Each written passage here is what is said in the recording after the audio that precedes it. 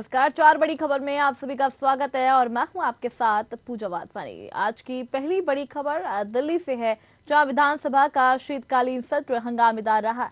क्या हुआ सदन में, जानेंगे इसी कार्यक्रम में। दूसरी बड़ी खबर गंगा सागर से है, जहां करीब 600 यात्री समुद्र में फंस गए हैं। इसे लेकर सीएम ममता बनर्जी ने चिंता जाहिर की है। तीसरी बड़ी खबर में बात करेंगे गोडसे और गांधी के फिल्म को लेकर, जहां इसके विरोध में एनएसयूआई उतर आई है। चौथी और आखिरी बड़ी खबर यूपी के औरैया जिले से है, जहां किसान की फसल जल में तैर रही है। क्या है पूरा मामला, जानेंगे इसी कार्यक्रम में। तो आइए शुरू करते हैं चार बड़ी खबर।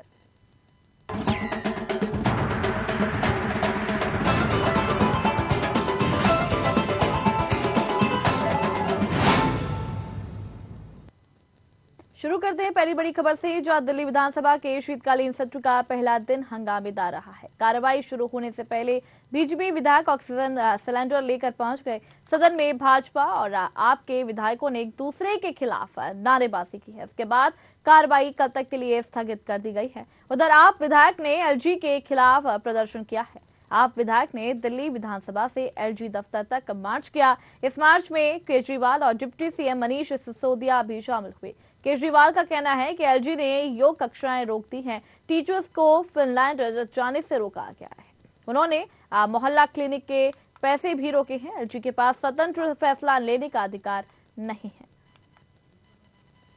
तो जिस तरीके से यहाँ पे मामला सामने आया, तो दिल्ली में जो विधानसभा सत्र यानी कि शीतकालीन सत्र था, वो पहले दिन हंगामेदार रहा और कल तक के लिए ये जो सत्र है वो स्थगित कर दिया गया। बता दें आपको कि कार्रवाई शुरू होने से पहले ही बीजेपी विधायक ऑक्सीजन सिलेंडर लेकर पहुंच गए और सदन में भाजपा और आपके विधायकों ने एक दूसरे के खिलाफ नारेबाजी की है। इसके बाद कार्रवाई कल तक के लिए स्थगित कर दी गई है। उधर आप विधायक ने एलजी के खिलाफ प्रदर्शन किया है। आप विधायक ने दिल्ली विधानसभा से एलजी दफ्तर तक मार्च किया। इस मार्च में केजरीवाल और डिप्टी सीएम मनीष सिसोदिया भी शामिल हुए। केजरीवाल का कहना है कि एलजी ने योग कक्षाएं रोक दी हैं, टीचर्स को फिनलैंड जाने से रोक दिया है। उन्होंने मोहल्ला क्लिनिक के पैसे भी रोके हैं और एलजी के पास स्वतंत्र फैसला लेने का अधिकार नहीं है। इस खबर पर चर्चा करने के लिए हमारे साथ वरिष्ठ पत्रकार डॉक्टर आलोक सोती हमारे साथ जुड़ गए हैं। आलोक जी, देखा जाए तो हमेशा ये बीजेपी के खिलाफ मुद्दा रहा है। कांग्रेस हमेशा इसी मुद्दे को उठाती है, महंगाई का मुद्दा हो और बेरोजगारी का मुद्दा हो। इसी मुद्दे को हम देखते हैं कि कांग्रेस हमेशा बीजेपी के खिलाफ उठाती है। वहीं यहाँ पे सदन में देखा गया कि बीजेपी विधायक खुद सिलेंडर लेकर आए हैं और यहाँ पर प्रदर्शन किया गया। क्या कुछ कहेंगे इसको लेकर आप? देखिए, वो ऑक्सीजन सिलेंडर था। जब आपने देखा था कि जब कोविड की सेकेंड वेव आई थी, तो किस तरीके की चीजें दिल्ली को देखने को मिली थी ऑक्सीजन में, और केजरीवाल साहब के जो स्टेटमेंट्स थे उनको देखते हुए शायद उसका प्रदर्शन कर रहा हूँ। आज महत्वपूर्ण बात ये रही कि हमेशा की तरह एलजी पे एक फिर से आरोप लगाया गया कि वो सहयोग नहीं कर रहे हैं, विशेषकर योगाभ्यास के लिए जो फंडिंग देनी है उसको नहीं दे पा रहे हैं, या जो मोहल्ला क्लिनिक के लिए जो पैसे की आवश्यकता होती है उसकी जो संतुष्टि देनी है वो नहीं दे पा रहे हैं, या टीचरों का जो फिनलैंड में जाके ट्रेनिंग करना था उसका जो बजट है उसको रिलीज नहीं कर पा रहे हैं। पूजा जी, आप जानती हैं कि दिल्ली का जो एलजी है वो वरिष्ठ एक सिविल सर्वेंट होता है। वो एक इस परिपाटी होती है, फाइलों के ऊपर चलता है, तमाम रिपोर्ट्स आती है, ऑडिट की भी रिपोर्ट्स आती है, सीएएजी की भी रिपोर्ट्स आए, तो उनके पास तमाम ऐसी रिपोर्ट्स होंगी, फाइनेंस की रिपोर्ट्स होंगी, ऑडिट की होगी, जिसकी वजह से वो इस तरीके के संस्तुति देने में थोड़ा सा डिले कर रहे हैं या कर रहे हैं। क्योंकि कई बार एलजी ऑफिस से बाद में इस बात का खंडन आता है कि जैसा कि इसमें भी आया था कि फिनलैंड जाने से नहीं रोका है, कुछ जो फॉर्मेलिटीज हैं उनको पूरी किया जाए, योगा के लिए भी कोई रोक नहीं लगाई गई है। मोहल्ला क्लिनिक में आपने देखा था, हमेशा से मीडिया की भी रिपोर्ट्स आई थी, बहुत सी ऐसी क्लिनिक्स हैं जो कि ऑपरेशनल नहीं है। तो तमाम चीजें ऐसी सामने आती हैं जिसका ऑडिट्स होता है, ऑडिट्स की रिपोर्ट्स आती है, जिसकी संतुष्टि से आती है, उसके बाद बजट को रिलीज किया जाता है। तो जहां तक एलजी का सवाल है, सुनर या लेटर जो है आपके बजट को रिलीज कर दिया जाएगा। लेकिन इस तरीके की जिस तरीके की संसद के अंदर सदन के अंदर आप देख रहे हैं कि हालांकि बहुत कम बीजेपी के विधायक हैं, लेकिन उसके बाद जिस तरीके का वहां पे माहौल देखने को मिलता है वो ठीक नहीं है। तो कोशिश ये करनी चाहिए कि सदन को चलने दिया जाए और एलजी से जो भी फाइल चलती है, उसको जो भी रिक्वायरमेंट होती है एलजी साहब की, उसको जल्द से जल्द सरकार के द्वारा, दिल्ली सरकार यानी आम आदमी पार्टी के साथ के द्वारा उसको जो है पूर्ण करना चाहिए, ताकि बजट रिलीज हो, योगा जी की क्लासेस शुरू हो, टीचर्स जो है ट्रेनिंग के लिए फिनलैंड जाए और मोहल्ला क्लिनिक में फिर से एक बार दवाई भर्ती शुरू हो जाए। बिल्कुल आलोक जी, देखा जाए तो एलजी का पद ही बहुत ही संवैधानिक पद रहता है। उसके खिलाफ इस तरीके से प्रदर्शन करना, हालांकि देखा वैसे भी जाता है कि शीतकालीन सत्र हमेशा से ही हंगामेदार रहता है, कहीं ना कहीं विपक्ष हंगामा करता ही है। पहले दिन भी यही देखा गया और कार्रवाई जो है वो स्थगित कर दी गई। जिस तरीके से सत्र शुरू हुआ है, क्या लगता है, क्या आसार जताए जा रहे हैं, इसी तरीके से हंगामेदार रह सकता है?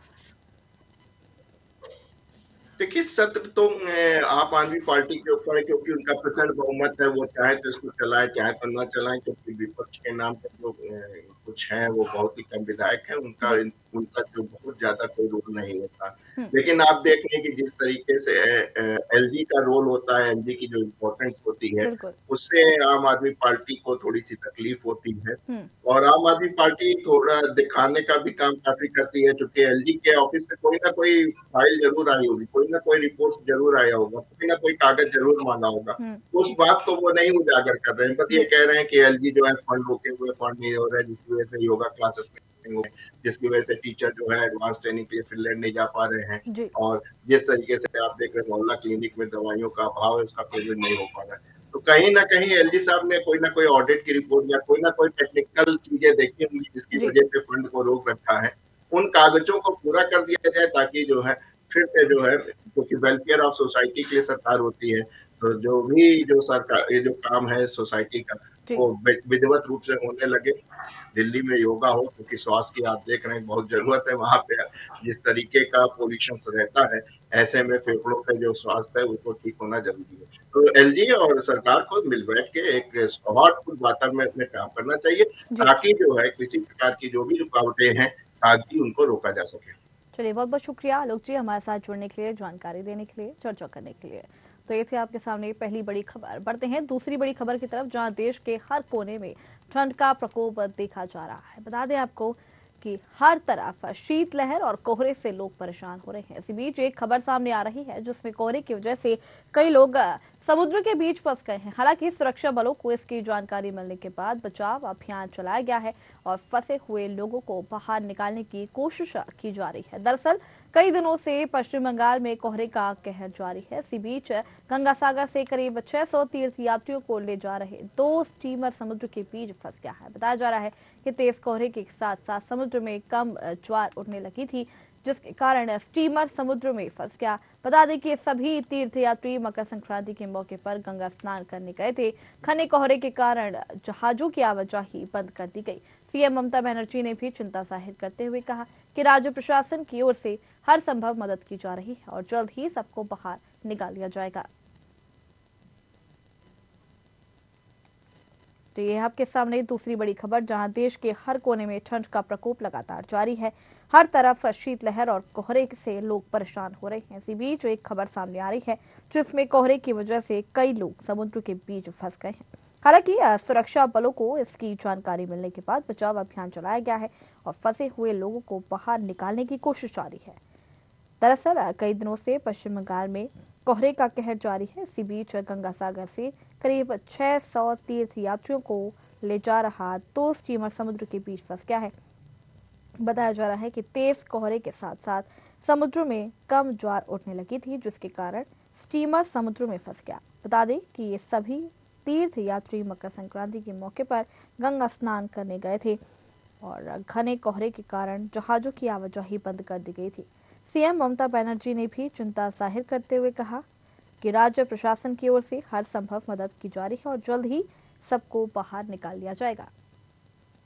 तो यह आपके सामने दूसरी बड़ी खबर, जहां देश के हर कोने में ठंड का प्रकोप जारी है। हर तरफ शीतलहर और कोहरे से लोग परेशान हो रहे हैं।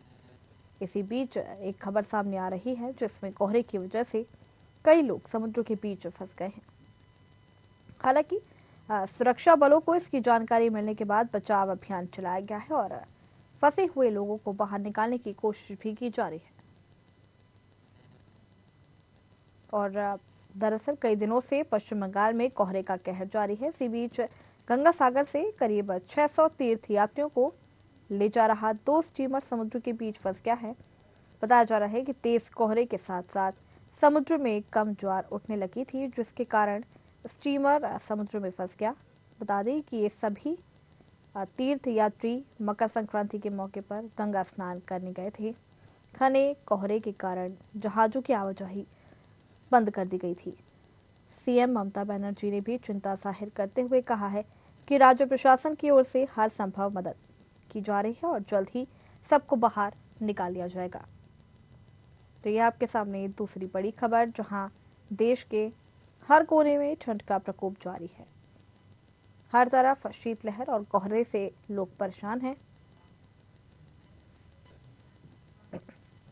तो इस खबर पर ज्यादा जानकारी के लिए हमारे साथ संवाददाता प्रशांत राव हमारे साथ जुड़ गए हैं। प्रशांत, देखा जाए तो हर तरफ कोहरे का कहर जारी है, ठंड का कहर जारी है, जिसकी वजह से काफी सारी परेशानियां हो रही है लोगों को। वहीं यहाँ पर देखा गया कि काफी सारे लोग समुद्र के बीच में फंस गए हैं। क्या कुछ अभी ताजा अपडेट है इसको लेकर?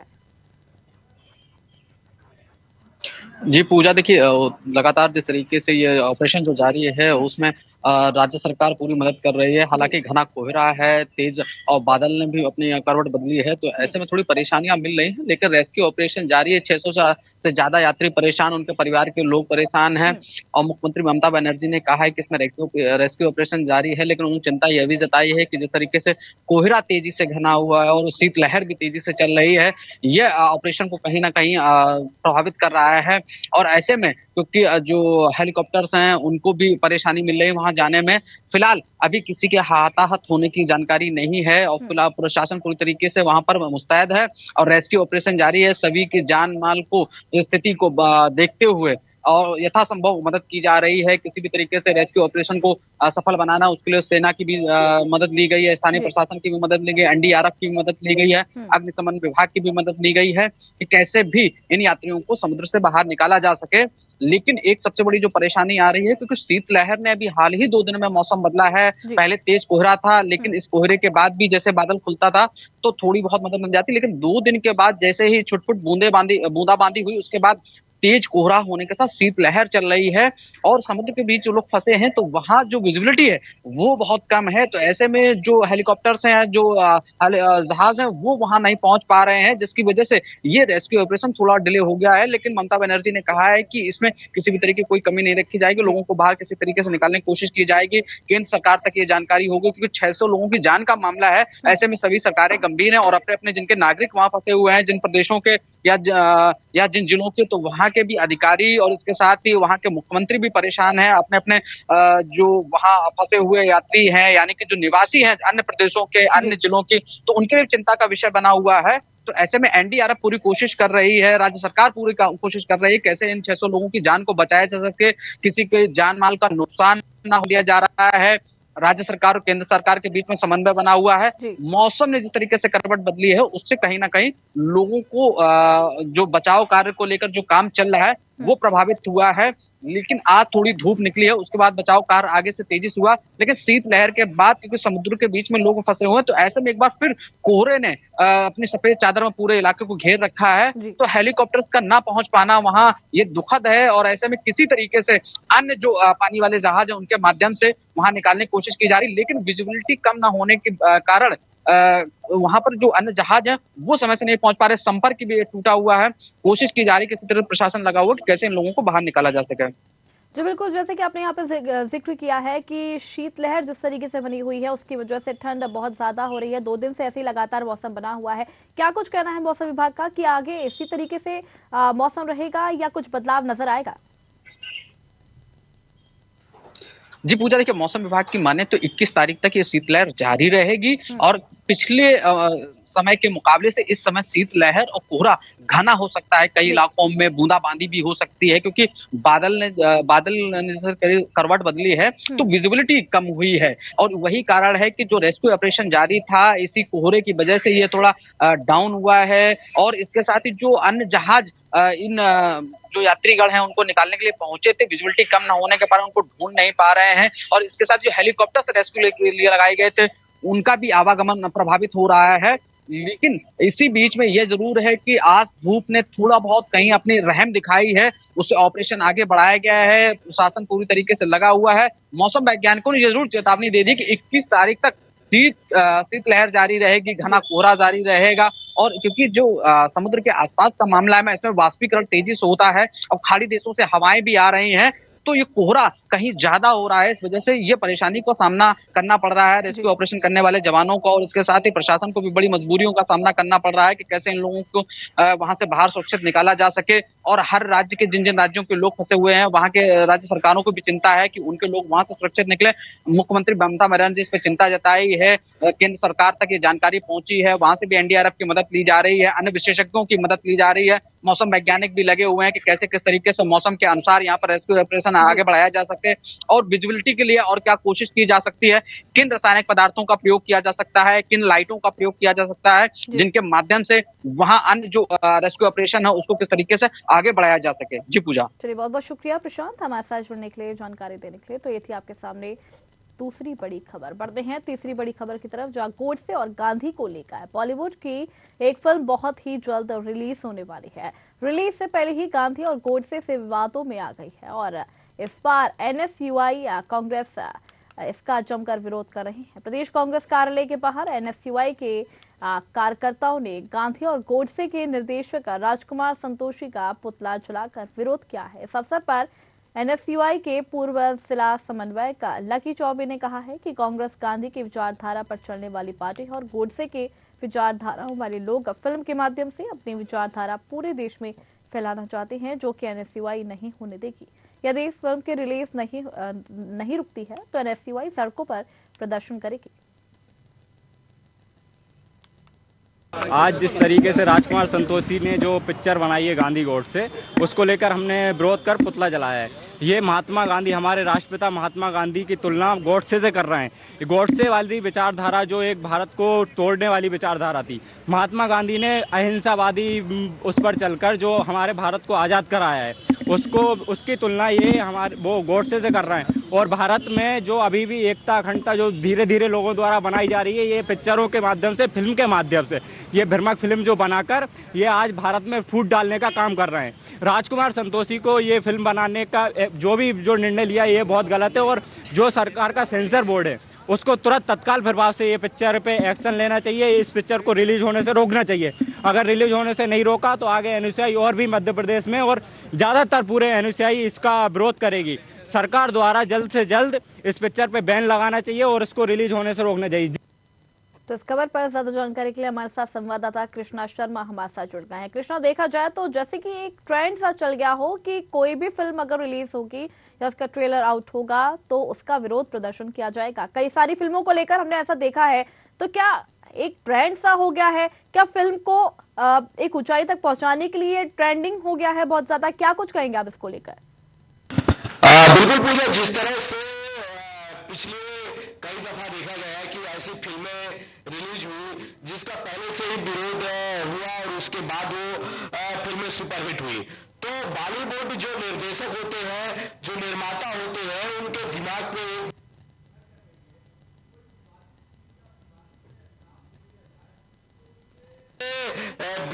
बिना पैसे की पब्लिसिटी हो जाती है। इसीलिए ऐसे कंट्रोवर्शियल मैटर डाले जाते हैं, मटेरियल पूरा डाला जाता है कि जिससे विवाद उत्पन्न हो और ये फिल्म चर्चाओं में आए, उसके बाद हिट हो और कहीं ना कहीं कमाई का जरिया बनेगी। गांधी और गोडसे भी इस तरह की फिल्म निर्देशक है, उनका लगातार मध्य प्रदेश में विरोध हो रहा है और इस विरोध का कर रही है और कह रही है इस फिल्म को रिलीज से नहीं रोका गया।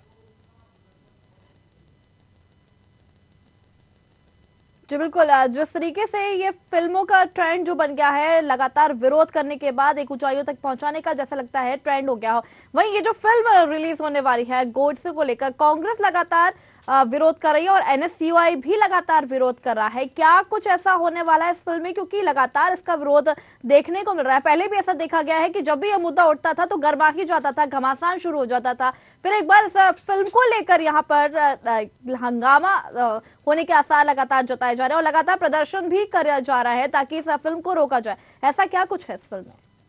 देखिए, महात्मा गांधी पूरे देश के एक आइडल माने जाते हैं, राष्ट्रपिता हैं।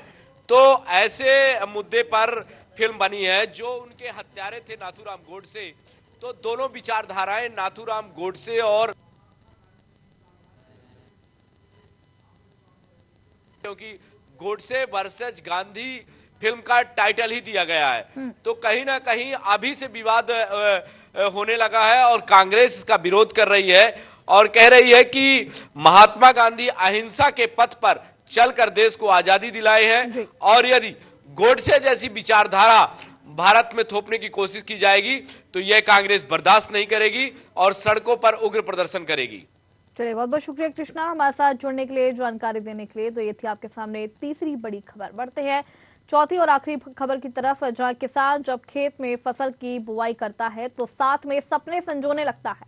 फसल तैयार होने पर किसान परिवार की जरूरतों को पूरा करता है, लेकिन फसल बर्बाद होने पर किसान के सपने टूट से जाते हैं। हम बात कर रहे हैं यूपी के औरैया की, जहां नहर की खंदी कटने से किसान के खेत जलमग्न हो गए। किसानों के गेहूं, सरसों, आलू की फसलें नहर का पानी भरने से बर्बाद हो गई। बता दें कि औरैया जिले के फंफूद थाना क्षेत्र के कान्हो, कर्णियन, पूर्वा, कौशलपुर सहित तीनों गांव की सैकड़ों एकड़ फसल जलमग्न हो गई, बर्बाद हो गई है। हालांकि राजस्व टीम ने मौके पर पहुंचकर JCB की मदद से खंदी को बंद कराया, लेकिन तब तक फसल बर्बाद हो चुकी थी। ऐसे में SDM ने राजस्व की टीम को बर्बाद फसल का सर्वे करने के निर्देश दिए हैं, जिससे पीड़ित किसानों को मुआवजा दिया जा सके। ये नहर से पानी चला है, निचली गंगा नहर से। ये खंदी रात में किसी तरह से कट गई है, नहर ज्यादा आने के कारण से।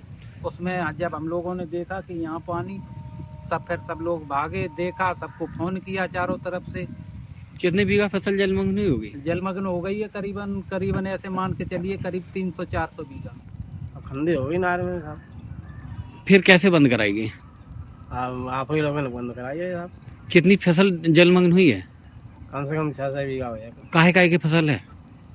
गेहूँ की है, लाह की है। कल रात को एक सूचना मिली थी कि गढ़रिनपुर पूर्वा कन्हो में तहसील बिजुना के अंतर्गत कोई खंदी कटी है और इससे नहर का कटान होने के चलते गांव में पानी काफ़ी ज़्यादा है। इसके चलते जैसे सूचना मिलने पर तत्काल ही प्रशासन की टीम, पुलिस की टीम और हमारे सिंचाई विभाग के अधिकारी, आलाधिकारी मौके पर पहुँचे और रात में हम लोगों ने पूरी रात उसमें लगकर अपने JCB वगैरह अरेंज कराकर और लोकल लोगों की मदद लेके उसको पूरी तरीके से हम लोगों ने बंद करवा दिया है। वर्तमान में किसी प्रकार का जो कटान था जो पूरी तरीके से समाप्त हो चुका है। जो भी फसलें का नुकसान हुआ है, तकरीबन 3 गांव में थोड़ा थोड़ा प्रभाव इसका दिखा है। कन्नौ में है, जैसे गढ़रिन पूर्वा में है, कौशलपुर में है। इन सभी में इसका हम लोगों को राजस्व टीम के द्वारा इसका आकलन कराया जा रहा है और आकलन कराने के पश्चात इसमें जो भी नियमानुसार जो भी कार्रवाई हो सकेगी या मुआवजे की जो कार्रवाई होगी वो हम लोग जरूर इसे पूरा करेंगे। तो किसान जब खेत में फसल की बुवाई करता है तो साथ में सपने संजोने लगता है। फसल तैयार होने पर किसान परिवार की जरूरतों को पूरा करता है, लेकिन फसल बर्बाद होने पर किसान के सपने टूट से जाते हैं। हम बात कर रहे हैं यूपी के औरैया की, जहां नहर की खंदी कटने से किसानों के खेत जलमग्न हो गए। किसानों की गेहूं, सरसों, आलू की फसलें नहर का पानी भरने से बर्बाद हो गई। बता दें कि औरैया जिले के फंफूद थाना क्षेत्र के कान्हो, कर्णियन, पूर्वा, कौशलपुर सहित तीनों गांव की सैकड़ों एकड़ फसल जलमग्न होकर बर्बाद हो गई। हालांकि राजस्व टीम ने मौके पर पहुंचकर JCB की मदद से खंदी को बंद कराया है, लेकिन तब तक फसल बर्बाद हो चुकी थी। ऐसे में SDM ने राजस्व की टीम को बर्बाद फसल का सर्वे करने के निर्देश दिए हैं, जिससे पीड़ित किसानों को मुआवजा दिया जा सके। तो यह है आपके सामने चौथी और आखिरी बड़ी खबर, जहां पर किसान जब खेत में फसल की बुवाई करता है तो साथ में सपने संजोने लगता है। फसल तैयार होने पर किसान परिवार की जरूरतों को पूरा करता है, लेकिन फसल बर्बाद होने पर किसान के सपने टूट से जाते हैं। हम बात कर रहे हैं यूपी के औरैया की, जहां नहर की खंदी कटने से किसानों के खेत जलमग्न हो गए। किसानों की गेहूं, सरसों, आलू की फसलें नहर का पानी भरने से बर्बाद हो गई। बता दें कि औरैया जिले के फंफू थाना क्षेत्र के तीनों गांव की सैकड़ों एकड़ फसल जलमग्न होकर बर्बाद हो गई। हालांकि राजस्व टीम ने मौके पर पहुंचकर जेसीबी की मदद से खंदी को बंद कराया, लेकिन तब तक फसल बर्बाद हो चुकी थी। ऐसे में एसडीएम ने राजस्व की टीम को बर्बाद फसल का सर्वे करने के निर्देश दिए हैं।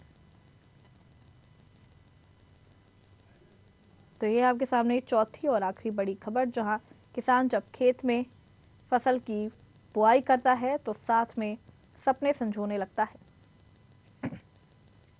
फसल तैयार होने पर किसान परिवार की जरूरतों को पूरा करता है, लेकिन फसल बर्बाद होने पर किसान के सपने टूट जाते हैं।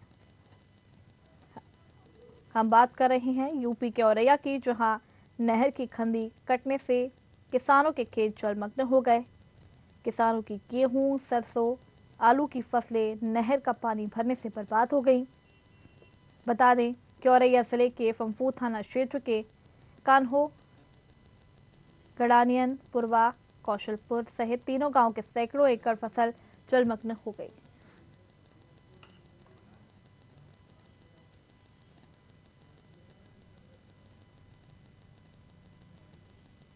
तो ये थी आपके सामने 4 बड़ी खबर। अगली बार फिर मिलेंगे 4 नई बड़ी खबरों के साथ। तब तक के लिए देखते रहिए न्यूज़ 8। नमस्कार।